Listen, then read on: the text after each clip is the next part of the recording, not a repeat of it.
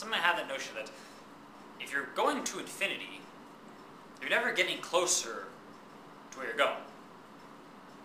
To which I respond, well, yeah, kinda. Then again, you can get further from where you started. And we can say, 1,000 years ago, 10,000 years ago, whatever, we knew so much less about physics, for instance. Or we could say we knew so much less about morality. You know, how much advances have there been just in the last, few centuries? Like, women's suffrage and civil rights movement, and that's, even suffrage, or what about the rise of democracy? What about the, which you may think of as a government issue more so than a moral issue, but there's the morals of what sort of government you want to support, which would be best, for the people, and so forth. Is it a virtue to have loyalty to your king, even if your king is, a king, it wasn't elected, and these sorts of things. This stuff gets a little complex. And that religion thing, though, I think it was Nietzsche, is that how you pronounce it? The guy who said God is dead. Though I've heard tell that phrase may have been misinterpreted or something. It's confusing. But he was talking about how Christianity gave so much hope to people or something. It gave them a basis, for everything. It was the divine word. Not that Christianity was the very first religion to do this, but for whatever reason, he was talking more so about Christianity. And then, if you remove that, then you're left with a nihilism.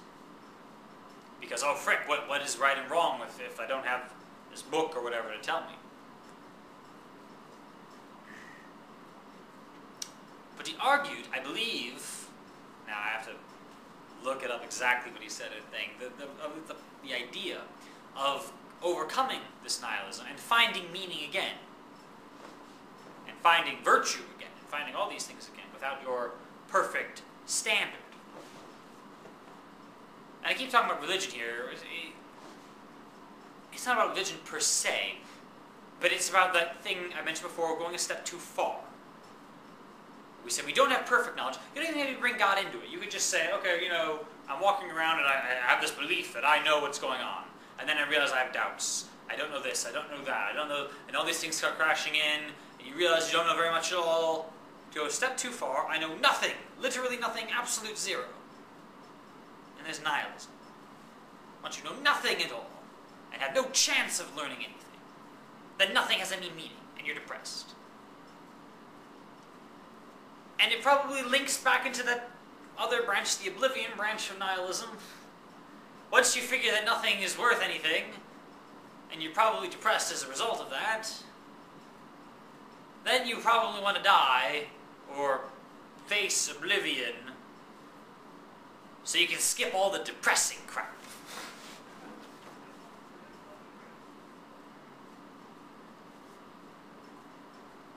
Funny thing, though, is that the nihilists bother making these arguments. Seems odd. If there's no meaning in the world, why are you talking to me? The idea of talking to someone, the idea of trying to persuade them is the idea that if they're persuaded, if they believe in this new, truer idea, new, more accurate mindset, then that is good somehow. But if you believe in the absence, totally absence, of good versus evil, then there's nothing good about convincing people to believe in the truth. So I think even the nihilists sort of have a little bit of belief in meaning. It's an extremely small amount, though. And if you really wanted oblivion, I think you would have shot yourself by now. Which some people have done, which is sad. And possibly people will yet do in the future, which please don't do it. There's reasons to live. There's meaning. There is. Even if you don't have some perfect source of uber perfection to tell you all the answers, that doesn't mean you have none of the answers. You've got a little. And that little you've got is still worth fighting for, as it were, living for, doing something with. That little you know about physical things, physics, etc. And that little you know about moral things, and the absolutes of right and wrong. Even if you don't have absolute knowledge, I mean, the idea that they are absolute somewhere, somehow, some way in the universe, however that works.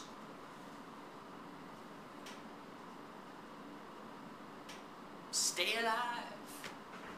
So that's my take on nihilism, or at least nihilism as I've vaguely defined it in the course of this video. There are other types or something, I'm not even sure how that all works. But as to what I've been saying, I'll say it again for you.